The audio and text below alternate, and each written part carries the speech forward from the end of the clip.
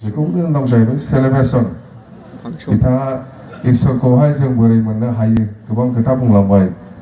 आरो बयबो खोनादों निस्सय गोसोआवबो थादों जों थारैनो इसोरखौ मोननांगौबा गोसोआ एसे साफा जानांगोन दे ओरैनो सानफ्रामबो प्रेयार खालामबाय थाबाबो जानाय नङा मिथिबाय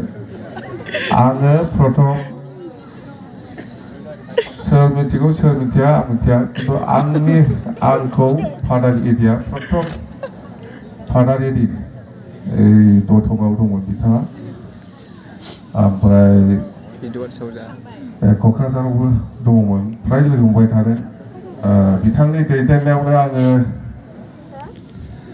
मा होनो शिलंआव एडमिसनबो मोनदोंमोन आरो आङो डन बस्क' चार्चआव एभ्रि मर्निं चेपलाव आङो थाङोमोन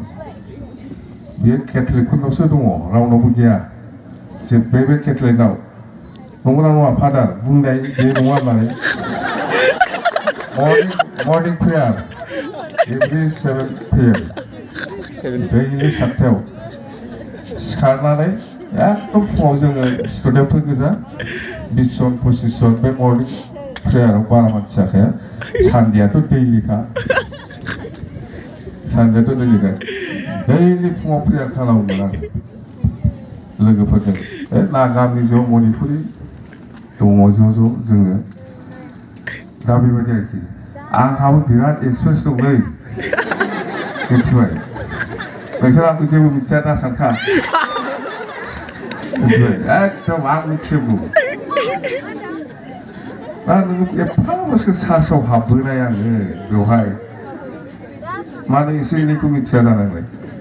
मिथिखागोन दा जायखिजाया जों दिनै बेवहाय जयैनो एथ' मोजां प्रग्राम खालामलायनो हाबाय जोङो